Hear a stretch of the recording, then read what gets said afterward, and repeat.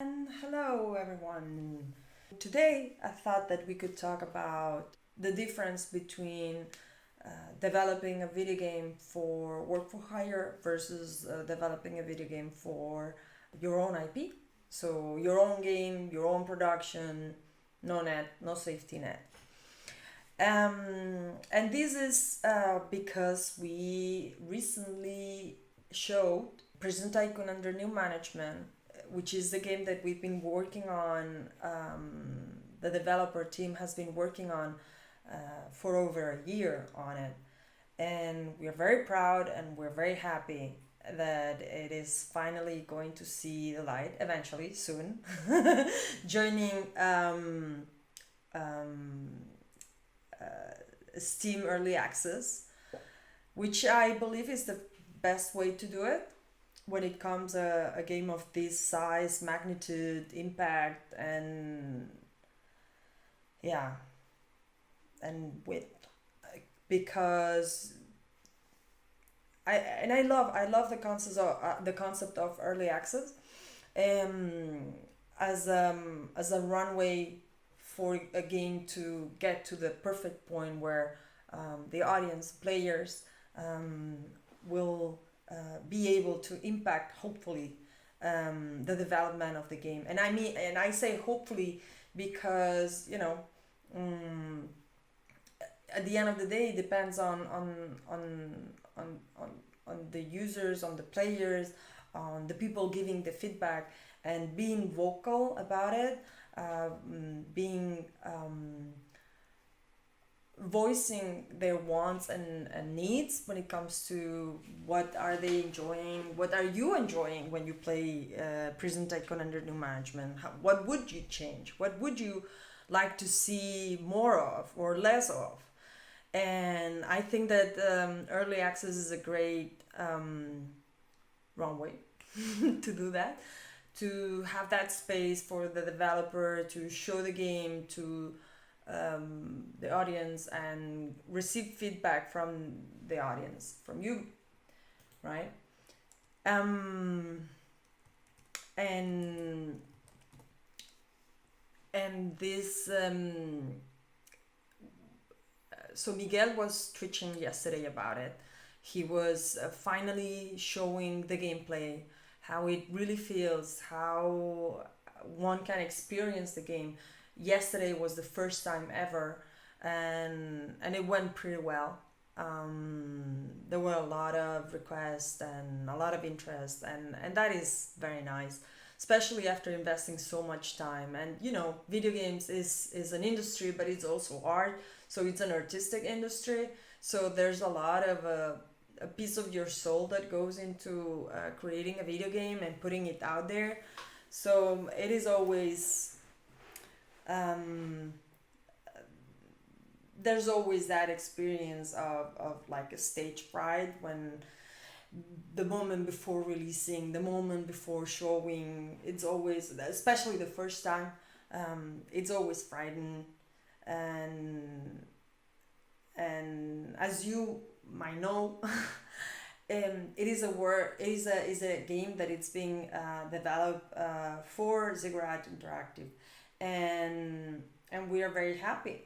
And it's a development that is enclosed into the work for hire structure. But because we've been around for so long and we've done this so for so long, I can say that there's been a shift on what work for hire means now versus what it meant before. And I thought that it could be very interesting to share with you guys, well, what it means now versus what it meant, and also what it is and how it does compare to working on your own IP, and why would you do that, right? Okay, let's get into it. Already know, Abylight has been around for many years, and even before that, the core team of the founders came from a previous game developer company, based in Barcelona, or yeah, in the province of Barcelona. and prior to that, even to an indie group that was actually pretty famous, but pretty. Um, well, it had its following, and it kind of sort of had some fame here because that's what it was. Um, so that to mean that to show that there's been a lot of experience into the industry from a side, which is the developer side. Back in the previous company, not even Abylight, I'm talking about the previous company where we met the founding partners. Um, the name of the company was Bit Managers, and this company was when I joined that company as a just basic administrative. Um, it was just acquired by another company from Barcelona. This other company was called Gaelco, and Gaelco did coin-op games, so arcade games.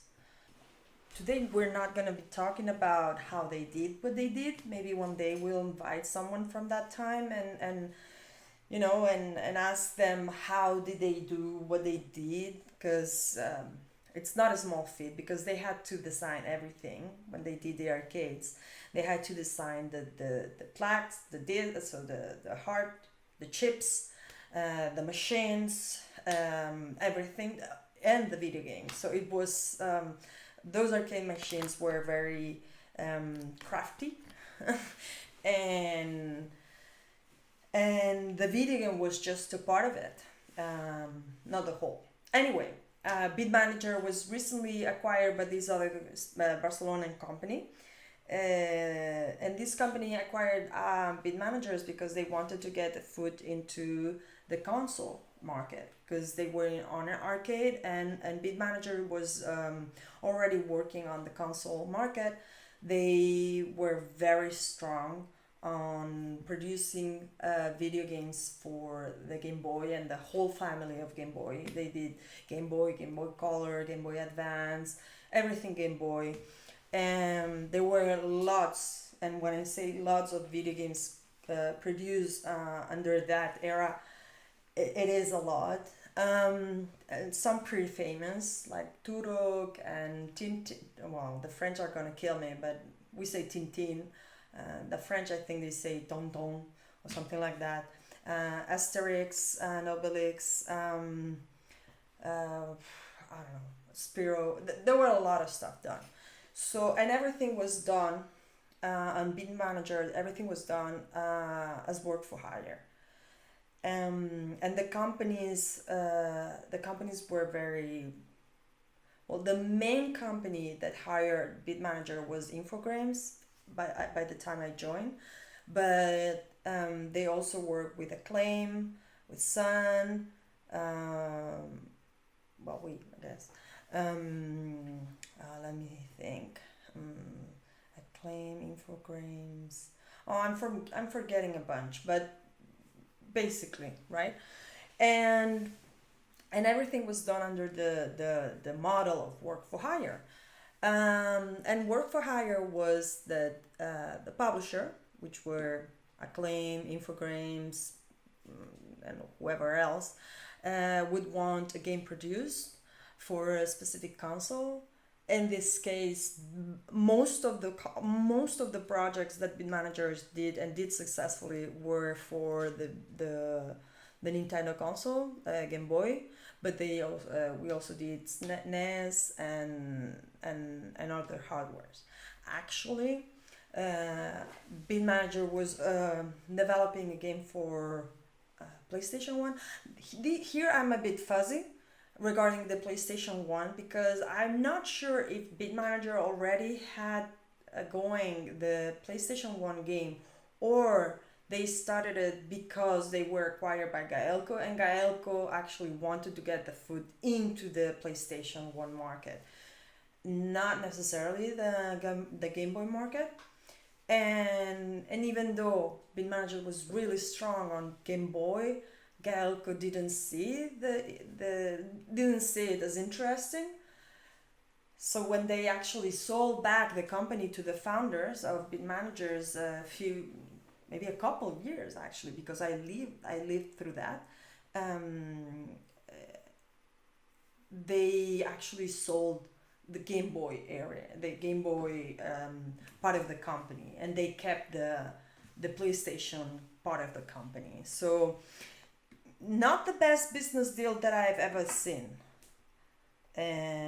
Not the best at all, because when the partners sold the company to Gaelco, they made money, and when they bought it back, they I don't think it was that. I mean, I don't know the numbers and I don't know exactly the terms, but I know that even if they paid the same that they got, it wasn't that great a deal, because what they sold was the part that wasn't working, which was the PlayStation 1, and they kept the Game Boy, the Nintendo part, right? The Nintendo team. And anyway, so moving on. Um, when just that sometimes I go into these tangents of the story that I think that are interesting because it's part of the history, right? But sometimes I go into the tangent, and if I get lost into a thought of a feeling of the time, then phew. Anyway, so they even so the project on PlayStation 1 that I knew that it was done was a game called Radical Bikers, which was an IP by Gaelco. So even that in Beat Manager was work for hire in a sense, because it was the adaptation of one of the most successful games of Gaelco turned into a Game Boy game. Sorry, a PlayStation 1 game. The Game Boy game of that IP, Radical Bikers, was never released. And the story why it was never released, even though it was really good game, so I was told, it was finished, but it was finished. So the game was finished in Bit Managers for Game Boy, and at the time it was pretty amazing, advanced gameplay mechanics and all. But the CEO of Gaelco had to negotiate with Infogrames, and you know apparently he didn't do that great a job, because it said that he got pissed off because the deal that they were offering for the PlayStation 1 game wasn't as good as he wanted or something like that. So he got mad, and then he said screw it. Then I don't know, here I'm really gossiping because I don't really know that was the case. So, B managers work for hire. All always the closest they got to do their own IP was, I don't know if they ever did any own IP at Bit Managers really, because even as I said, even as Radical Bikers was not an original IP, it was an adaptation from a Gaelco game, an arcade Gaelco game. So yeah. So the deal, how were those deals? Those deals were that the publisher, whoever that was, had a budget, and had a clear idea of what they wanted. For example, they had all these IPs, or they were creating an IP, and they wanted a team that could develop the game for the platform. Sometimes they would ask for a proposal on how the game could look like, ideas or feedback. We want this to be a platformer, but give me the details of how it should be, and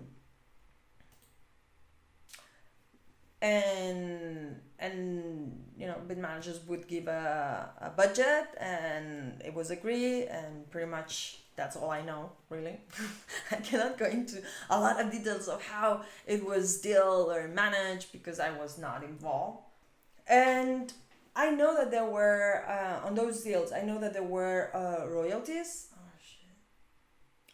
Basically, a work for hire deal was a publisher had a project in mind or had an IP and wanted a developer that did the produce that created that. They would assign a producer that would oversee the development, and the developer would have a producer too, and there would be the team that would create in accordance with a design. Don't kid yourself regarding the game design documents, because those are mythical documents that they are very academic, and they might help you, make you sign a deal. Not really. Never seen a deal signed with a game design document, because that's a lot of work to produce, and who would do that without being paid for it? So games design document might be part of a milestone or something like that, as I will tell you later. But I don't recall working with a lot of game design documents in the past. So now that people have more degrees and have gone to university and have been trained to work in a more academic way, that's when game design documents come into play. However, game design document is a live document, which means that you have to go and update it if you want it to really be a reflection of the development. And that might not be very efficient, because while you're developing and working on a project, you might use other tools to advance the job than the game design document. So the game design document should be like an overview, where do you want to go, but it's not necessarily the manual of the game that you're going to be ending up developing. The manual will be done afterwards, once you have the game and you can, okay, yes, this is done, yes, this is done, but it's not done like this, it's done this other way, and so on and so forth. Royalties. So the payment structure would be that the publisher would pay the developer for hitting specific milestones. The development would be divided into milestones, and the publisher would go and pay them, right? So it would be, okay, you work, I pay for your work. So at the end of the day, the developer basically would end up gaining just the cost of living, not a lot of, there would be no extra income necessarily. Some cases though would be enclosed a royalty. Normally there would be always something, but the point is to go over the amount that the publisher wishes to recoup or to earn before sharing royalties with the developer. As you can imagine, in those times, the amount of copies or the amount of money that the publisher wanted to make out of something like this, it was a lot, like really a lot. So the game had to sell a lot to be a huge success in order for the developer to see royalties. And that would happen to bid manager.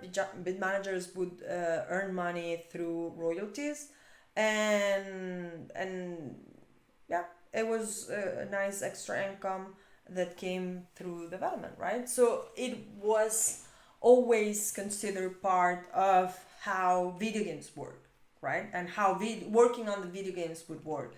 That even though you get paid for the full production, you would get a part of the revenue on royalties. Ideally, the deal structure would be that you would get paid your field living, and a little extra more to cover whatever, but that wouldn't leave a lot of margin to uh, make a lot of profit for a developer, and the profit will always come through the royalties of that game. But as I said,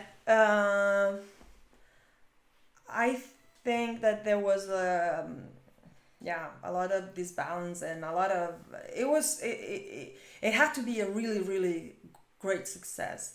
And Bit Manager was very lucky to work with the best publishers of the time, and had great successes, but still nothing that would help create a whole industry. Even though after the desperation or the end of that company, many smaller companies came out, but still, not enough to build an industry. Like it has happened in the, what was it, the 2000s in Poland with, what's The Witcher. That's it. Among others, right?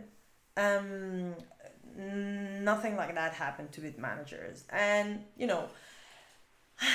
always doing work for hire, it's not as fashionable as doing your own IP as later or other companies were doing. For example, it comes from where you're, how you set up your company, how you set up your own game dev. If you set it up with what you have here, that's gonna be very hard to get it going, because there is costs that need to be paid, and having money makes things easy.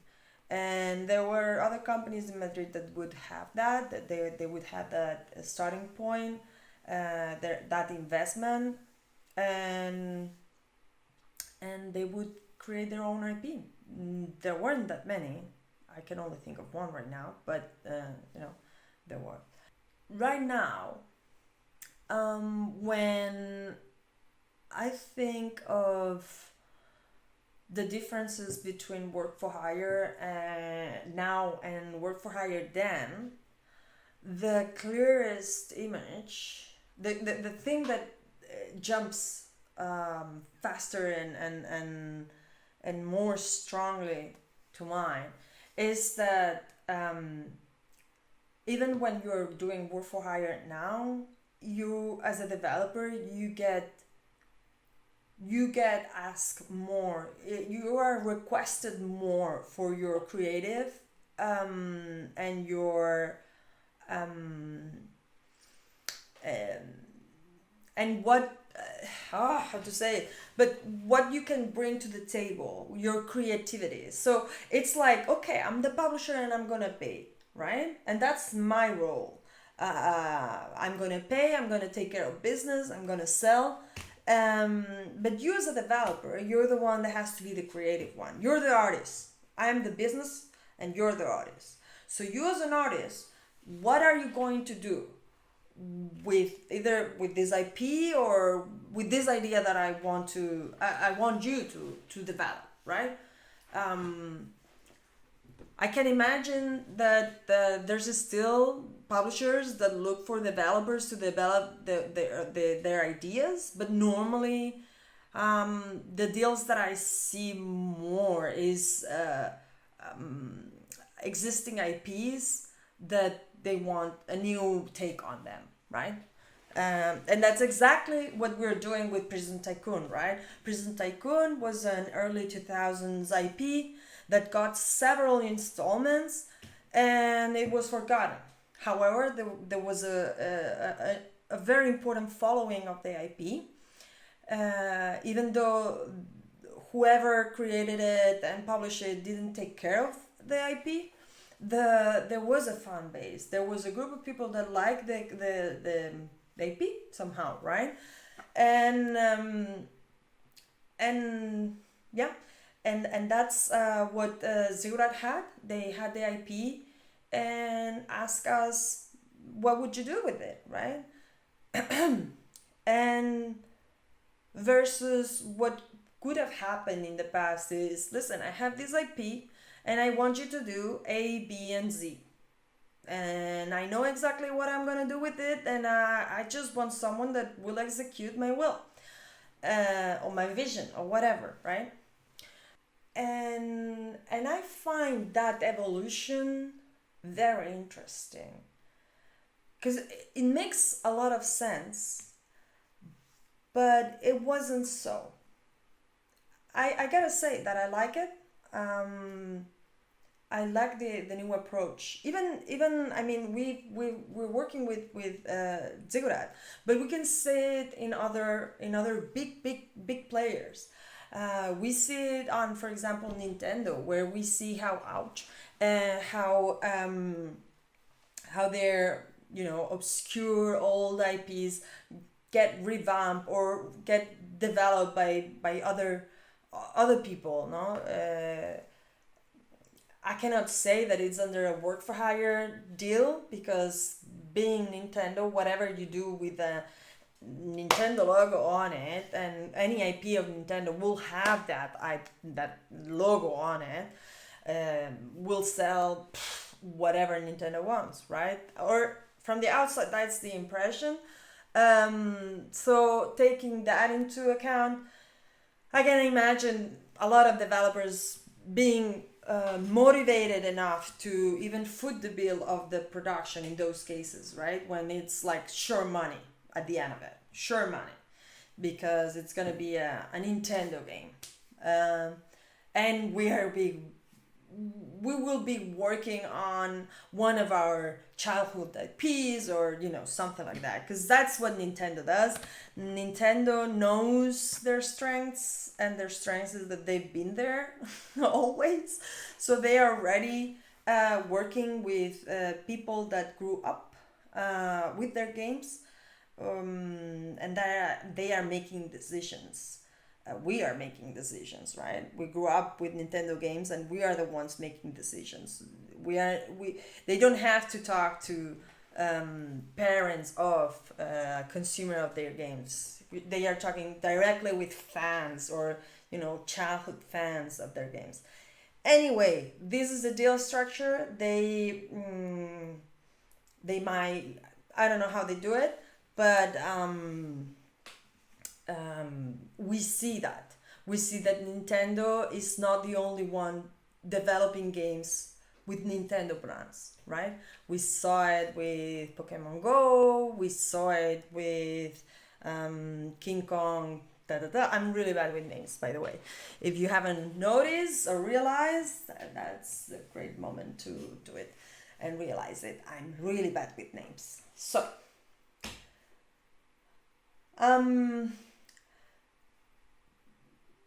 still, when you do work for hire, at the beginning, or the get-go, better said, is that as a developer, your risk decreases, and as your risk decreases, your royalty goes out the window, because security has a price, and depending on your abilities, negotiating, there will be more given away.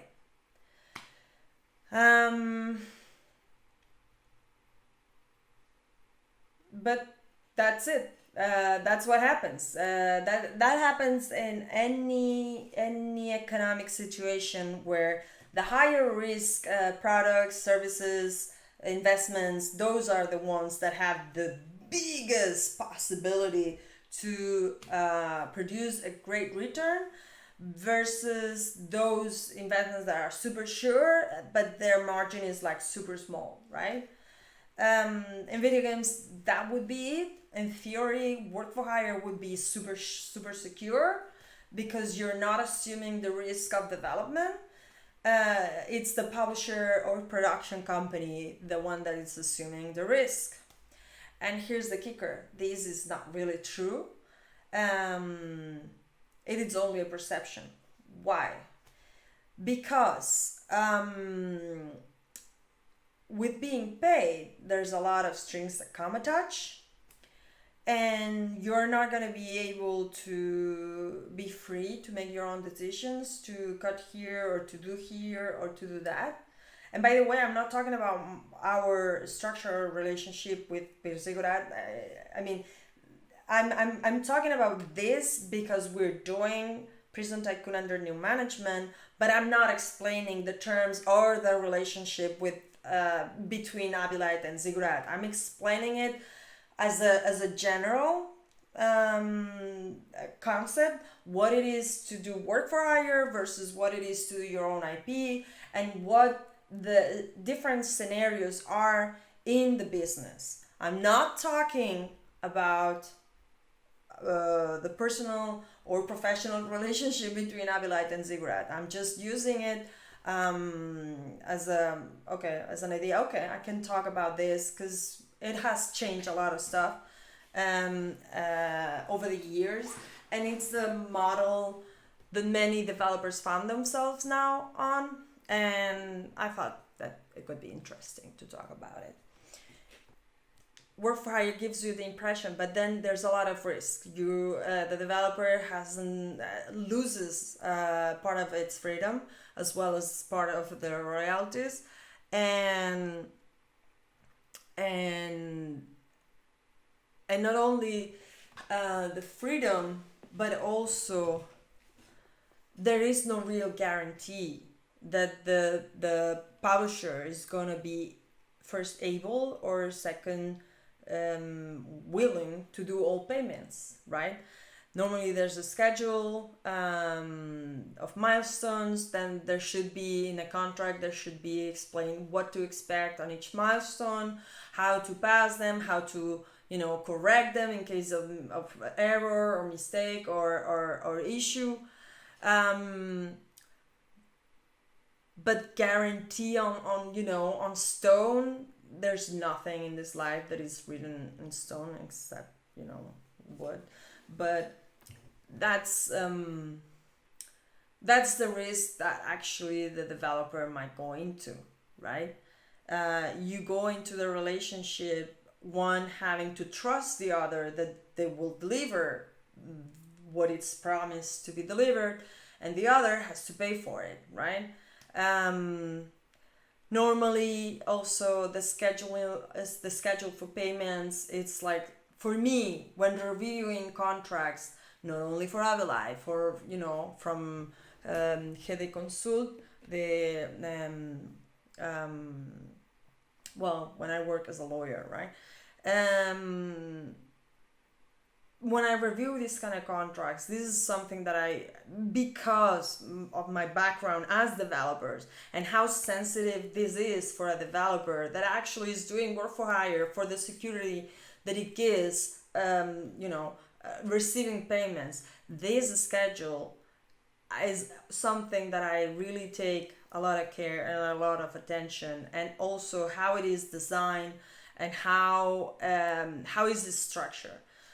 There's also, and here's something that I can tell you regarding, for example, with Abylight and Ziggurat. When Ziggurat brought the contract, right there, I could see the good intentions. There is this clause on or this legalese where it's established the good faith. I don't know if you guys have ever heard about it, but if you don't, you will eventually in your life. Here in a contract, talk about the good faith between the parties. The good faith between the parties mean that they both are agreeing, free will, to do what they are saying they're gonna do, right? And that's the good faith, that you believe the other party that they want to do what they want to do. And it's like it's faith.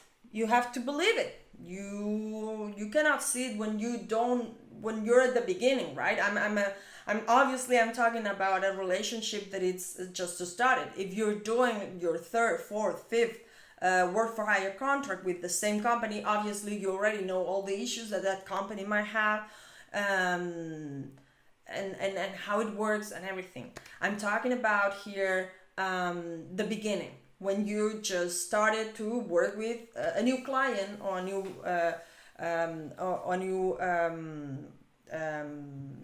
provider, right? And something that was, so as I was saying, the clause of the good faith, that everything will be dealt in good faith, good faith, good faith, good faith. It is, everything is based on good faith. But there are contracts that when you read them, you wonder, how are they expecting to I mean, it's so aggressive. The terms are so aggressive. And when I say that the terms are aggressive, I mean that everything is made out to protect one of the parties. And the other one has some rights, but you see clearly that there is a disbalance. There is a lot of obligations and versus just one obligation, right? And there is a lot of punishment versus there is one punishment. And because also, in legal terms, if there is a contract that is super abusive, it's going to be annulled or, whatever. It's not going to go well if it's not like a balance or there is something that really benefits both parties, because it could be, not passing according to law. So there's always, you see this big disbalance, and that's something that I'm talking about Ziggurat. They show already there. They show that respect and that value for the developer here, Abylight, right? Because their clauses were really equal terms, and it's like, if you're in the industry, you're gonna be signing a lot of NDAs, right? Non-disclosure agreements, which means that whatever you're talking, you're not supposed, no. You cannot talk outside. You cannot divulge, you cannot share, right? And there's one thing that it's called non-disclosure agreement, and then there's the other, there is mutual non-disclosure agreement. You see, why am I the only one subject to not disclosing something? You should be too, because the relationship, it has to be built into the best cooperative means possible, right? So when you receive an NDA, I find it that it sets the mood. If it's an MNDA versus an NDA, and when you see the terms, normally it is established. An NDA is a very standard document, and people tend to like protect both sides because normally there's no retribution attached to it, only punishments in case of default, of communication outside of the relationship. But still, don't tell me you're good, show me you're good. And this is something that it is very indicative. I mean, I've seen contracts by publishers that they are so cool, and then when you read the contract, it's like, you're not so cool. You're kind of tricky. You're kind of tricky because, this is not cool. You're very aggressive, or you're aggressive, or you just want to, because A and Z, you want to remain on top, and that's not cool. Not at all. So look out for that when always checking a contract. Who has more obligations versus rights in a contract?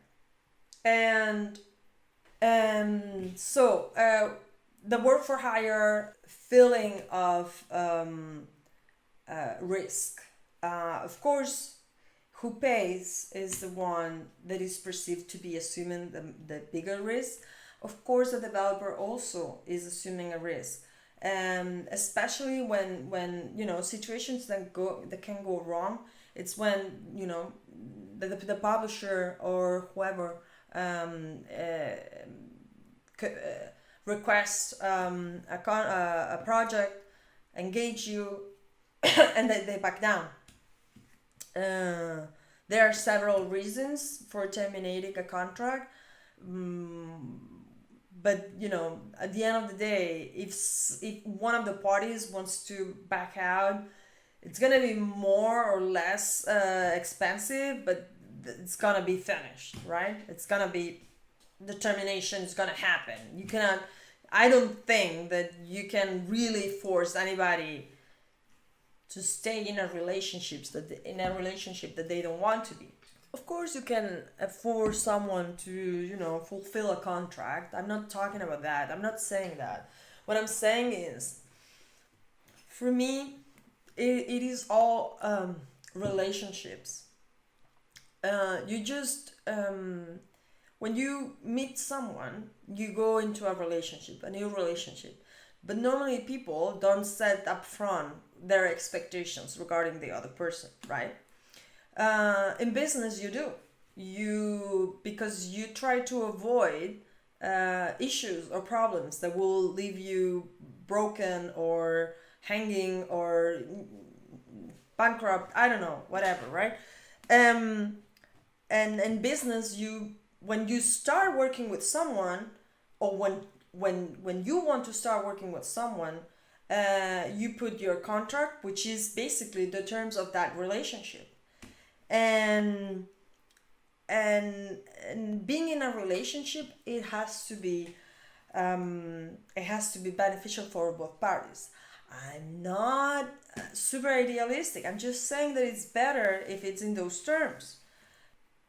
Yeah, and Albert is saying that he remembers reading the public publishing deal of one of these super cool companies and think, what the fuck is this a scam? Well, Albert, if you're referring to the standard, and I say quotes because I don't believe it's a standard. I don't believe in a standard. I don't really believe in any standard anything in this industry. Okay, so and Albert is I guess he caught my drift and asked or said better not say names in public just in case. Well, everybody knows who we're talking about. We're talking about Raw Fury, who some months back published their contract, and there was a lot of talk in the everywhere actually about that, because people are not used to see contracts. And then one very known European developer got the task on himself to review the contract, even though he's not a lawyer, he's a designer, I think, or a programmer, I don't know. And I cannot say his name because I don't really remember his name. I'm really bad. But it got a lot of heat, that people were shocked, and there were a lot of discussion whether that standard contract was really that cool. No, because I know Raw Fury, I know the people from Raw Fury, and they are very nice. They are really nice, but business is business. And the point here is that what might be super cool for me might be super shitty for you. And always remember, I don't know exactly how the wording is, but in Spain we have this saying that my shit is your treasure, or your shit is my treasure, or something like that, which means that whatever I think that is trash might be your treasure. Like, oh my god, there's so many instances where this happens. Okay, and Albert is saying that this guy's name is kind of hard name to remember. He just calls him Schwab. Okay, I don't know. I don't know. I know that he was the other part of Blambier. Blambier? I don't know if it's pronounced like this, but anyway. And his comments are valid. I'm not saying that his comments are not valid, but he's talking from his perspective, his experience. He's not talking from a legal point of view, or from someone that actually has seen different situations and he's able to, I don't know. I just that I feel like he's talking from a very, or he was talking from a very advantageous point, because he's a developer that has had some reputation, was partnered with a very renowned that work a lot the marketing side of things of the indie scene. He was elevated to indie dev mogul. I don't know why, but there you have it. And I assume that they sold a lot. I don't know. I have no idea, because they traveled too much. I think it was a two-man studio, and one of them was always on the go. So anyway, but at any rate, they got, some relevance, and maybe for, I think to remember that in that contract, it's just that I don't remember how much royalty they were giving. Maybe it was 50%. I don't recall, but whatever it was, it doesn't matter, because 50% maybe for him, if it was 50, I don't know, might be too little, but it might be a lot for someone that it's their first game, sorry, and they don't have a name, and each one has to check their own situation, their own structure, what it means. Is it good for me? Is it not good for me? My recommendation always is, whenever you're making an agreement or signing a deal, do it very consciously for you. Don't think necessarily about other situations that might happen somewhere else. Is this deal good for me or not? Because Abylight has been here for a long time, and that means, making compromises, making step by step, or I don't know. It's just that when looking back, I'm more grateful of the projects that we didn't get than the ones that we got. Because the ones that we didn't get, I can see, oh my God, if we would have gotten into that, it would have been madness. It would have been crazy. Where the path that we went on, it got us here. So I cannot say that it was bad, right? It got us here, whatever we did. When checking contracts, I'm gonna just say this with regard to work for hire, because I think it's very important, and it goes also when looking for a publisher, right? So if you're looking for a publisher or doing work for hire, it's gonna come also out the budget. And in video games, a game by with a budget of 100,000 euros might be an enormous amount of money, and the same game done by someone else might be not even the first month or the first 2 months. But that's not entirely true, because there will be no exact games by two different teams, because we do art. The artistic part is very important, and execution is what makes the difference here. And the project that are 100,000 euros will have nothing to do with the one that it's 10 times more, even if the idea or the concept is the same. Have you seen that meme that is 5 minutes? That is like design in 5 minutes, and it's like a club or something like that, and then it's design in 1 hour, and it's like super elaborated, super original, super fantastic. Well, it's kind of like that, right? Hi, Deepak Sal. So he's asking whether I am a developer, okay, or who is a developer. Not sure if he's talking to me or to Albert. If you're talking to me, Abylight Studios is a developer and a publisher and distributor, but that's very minimal right now. Me personally, I'm the CEO of the company. I don't develop directly myself. I'm not a programmer. I'm not an artist. I'm not a designer. If I want to give a good impression of the difference, the main difference for me on work for hire in the past versus now, it's about the creative freedom. I know that right now, current times, even if there is payments, publishers pay for development.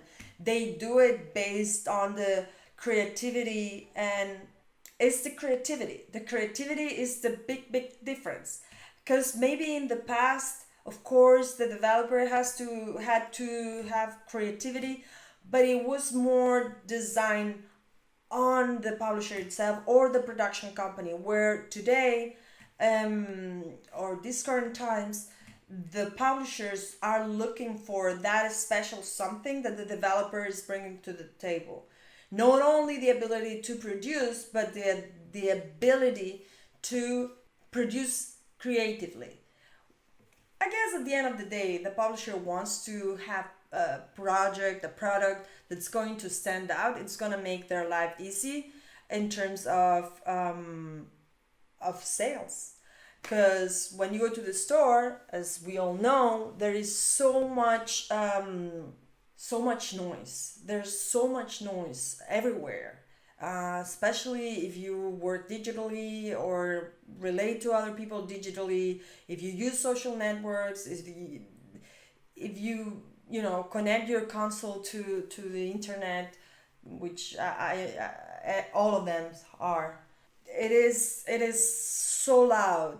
It is so hard to stand out that one step is by creating something that is going to stand out on its own without you having to do anything extra, right? As a publisher.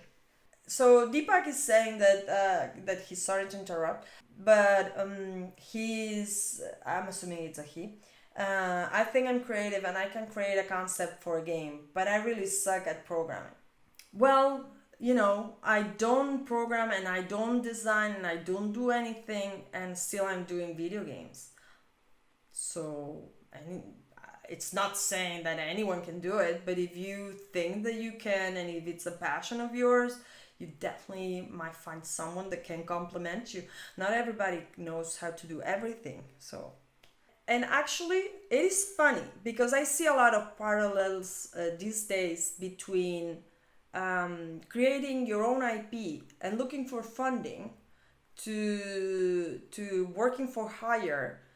Yeah, I see a lot of parallels because maybe when you create your own IP and you look for funding through a publisher, you're gonna be finding yourself into the same situation.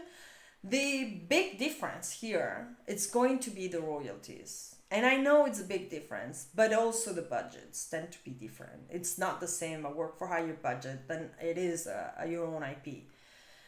Yeah, absolutely. I think that's a given.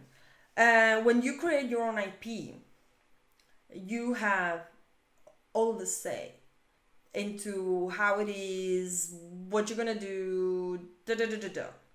But then, when you go into looking for financing your project, that's going to be an issue.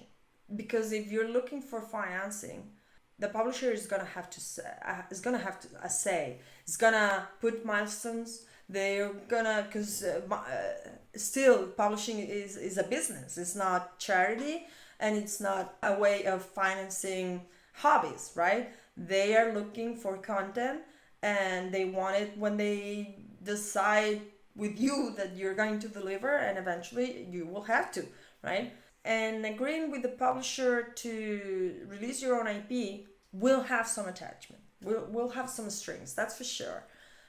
Because that's the whole point. You're looking for that. You want someone to share the risk that you're going into, right? So, no, I don't see a way for a new developer to get funding for their own IP. Gotta self fund. Oh, no, no, no, no, no. That's what, no, honestly, no, it's not like this anymore.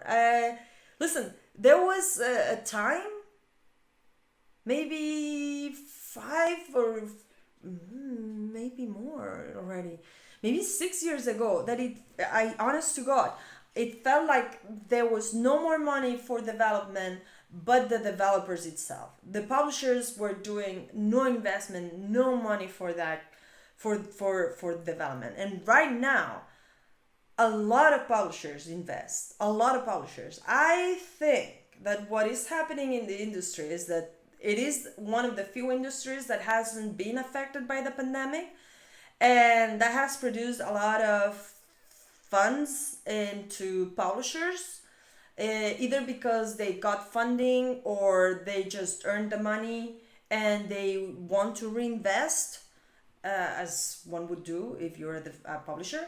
And there are a lot of publishers that actually want to fund development, not only what will cost publishing itself, like localization, QA, I don't know, marketing and all that stuff, but also publishing, development. Sorry. So there is a lot actually, and I'm seeing more and more developers that are getting funding by publishers. And from my perspective, is a change in trend. It's true that talking with some partners of the industry, they felt like in their regions, they are not from Spain. They feel that in their regions there's always been funding for video games.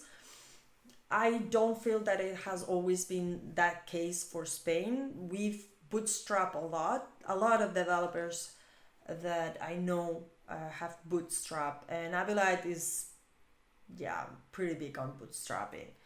Okay, so Nuru, you're a developer then, huh? And you've been 5 years into developing one game, or have you done several projects? Because he's saying that about 5 years ago is when he started their project, and maybe it's different now. And I believe it is definitely. If you have a project, I would go and try to go to meet with publishers, because I'm not saying that you will get all the funding that you need or want, but definitely some funding versus 5 to 6 to 10 years ago, where it was so freaking hard to get funding. Really, really complicated. And in those relationships, one has to pay attention to what the deal is, because for me, again, every relationship is different. Every there is no standard. That's bullshit. That's BS. That doesn't exist in video games. You might want to get to, I always want to charge this, but that's not, I don't believe it. I don't believe it. I don't believe that you can establish a standard for everybody is the same, because that's not true. Because sometimes you're going to be the big fish, and sometimes you're going to be the small fish. And sometimes, so many options here. Because, listen, I have a standard contract, and I have never, ever used it as is. Never. Honest to God, never, ever have I ever used my standard contract as is. There's always been adaptations to every developer, to every publisher. Always.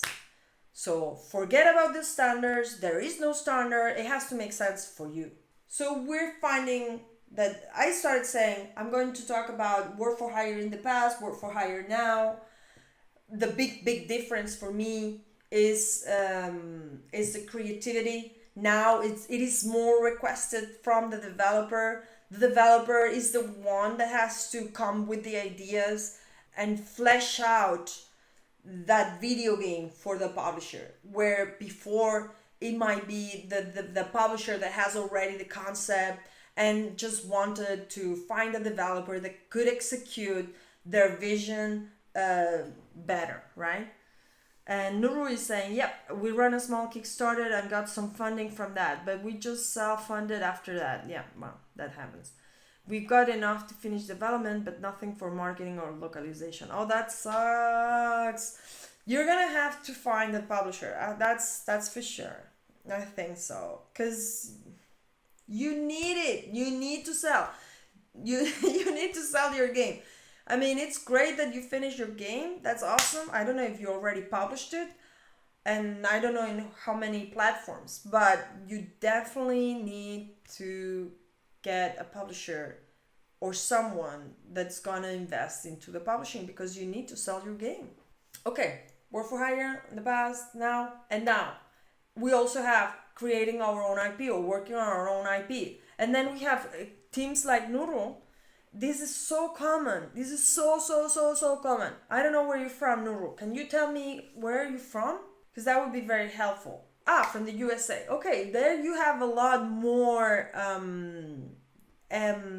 Where from California? Are you from LA area or San Francisco? Because in those areas there's a lot of video game development and there's a lot of tradition and it's very common to do video games and to get funding and actually anything, any of the arts. You get funding to do anything, even your own company. Ah, okay. The Bay Area. That's nice. Yeah. Have you published your game? But I wonder if you've published your game, and if you've not, then maybe you should find someone that can help you with the publishing, especially if you don't have money. But don't tell them that you don't have money. Just tell them that you're looking for a good partner to take care of the selling of the game because you're looking for a professional, blah blah blah blah blah, something like that. And creating your own IP, the problem with developers, and it's I'm sorry, Nuru, because I'm not talking about you, because this is a problem that we might have had in the past too, but it's not just us. It's so many developers forget that making the video game is just a part of the whole project of working in the industry. There is two main parts here. There's the creation of the thing and the selling of the thing. And that's how we live off this, right? We live off video games when we sell them. And not counting with a budget for marketing or for publishing.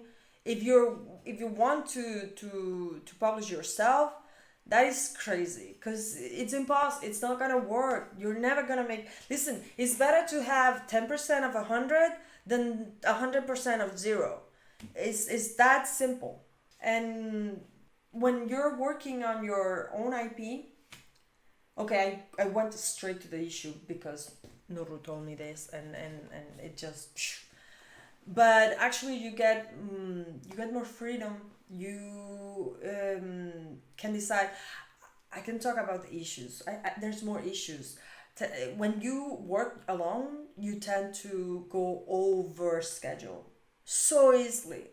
I mean, I have projects that have gone over schedule so much that I had to cancel them, and they are in a drawer. They never went out the door. We couldn't sell them because it just never got to finish them, and they were our own IPs. It sucks. It's the worst. Okay, so Nuru has no publisher yet. They met a couple of conventions, but didn't really move on anything. Oh my god, they think they'll be lucky to sell 1,000 copies without a publisher. We'll definitely be looking. Okay. Well, we're in a good era. I would say that it is kind of sweet, these times we're living in, because there is a lot of publishers that are happening, because there were a time that a lot of them went out of business. A lot. The big ones fell through. It was complicated. There was no funding for video games. That was the official statement from a lot of them.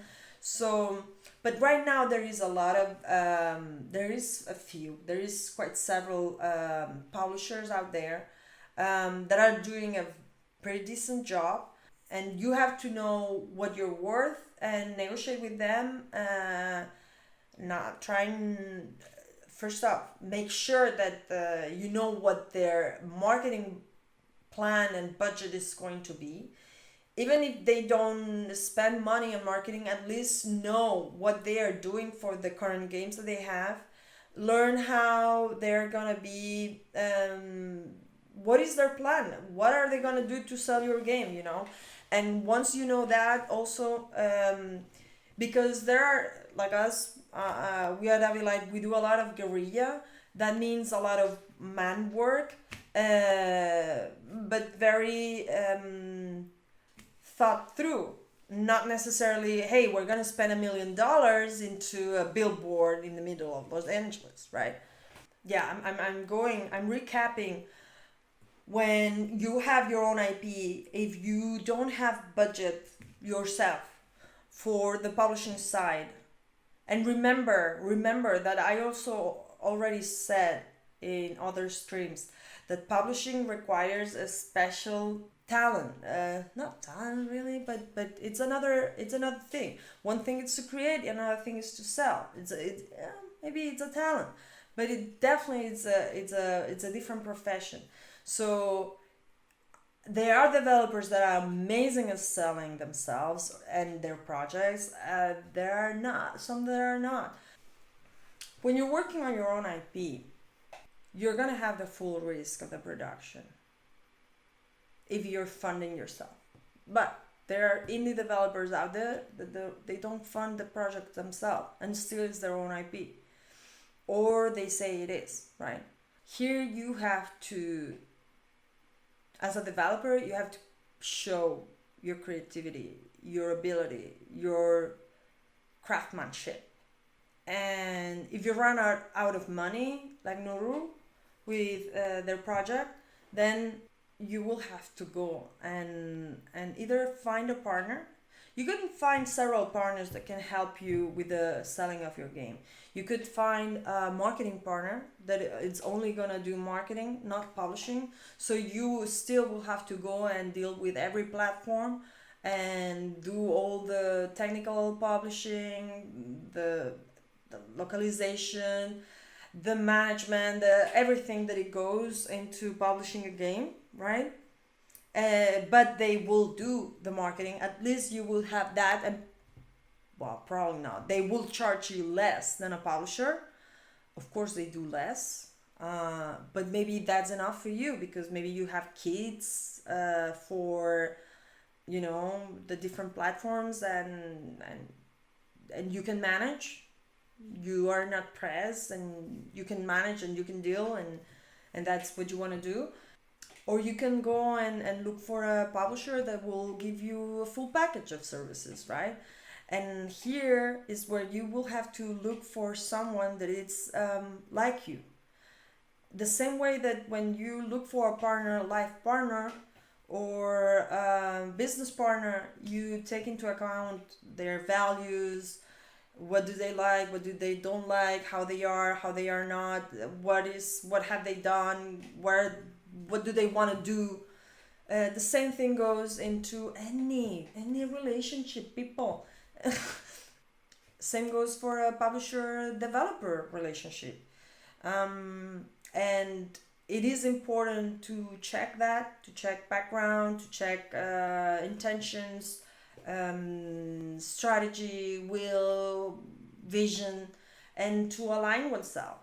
One of the things that we used to do when, even though we were doing, well, when we were looking for publishers ourselves back in the day, what we would do is, okay, we want to do this game. Let's see who is publishing these games, these kind of games on, for example, Steam, or on Nintendo platforms, or in Sony platforms, and let's approach them because these people are doing similar things that we are. And I would say that that is very effective. That is a good shot at getting your game picked up by a publisher, because obviously when a publisher is building their communication, their messaging, they're also targeting an audience, right?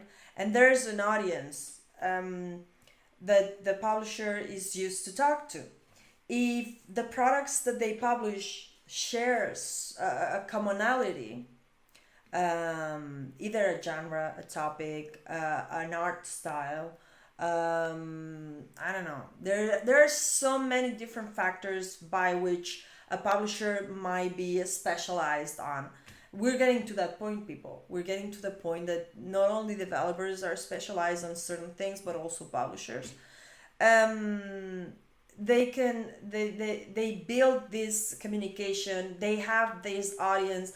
When we go and open up our server on Discord, um, the people that we engage, the games that we do, or in this case publisher, the games that they put out, the messaging, the tone, that everything, it talks to certain people, right? So if my game is closer to that, those games, the games that they are already publishing, chances are it's gonna be a good match, right? Not necessarily the best match, but it is. You have more chances that if you do a strategy game, you have more chances of success or of a successful relationship and publishing with the publisher that is already publishing strategy games than if you go with the publisher that do casual games, puzzle games, right? So that's my point. Always check who you're talking to and whether that makes sense for you or not.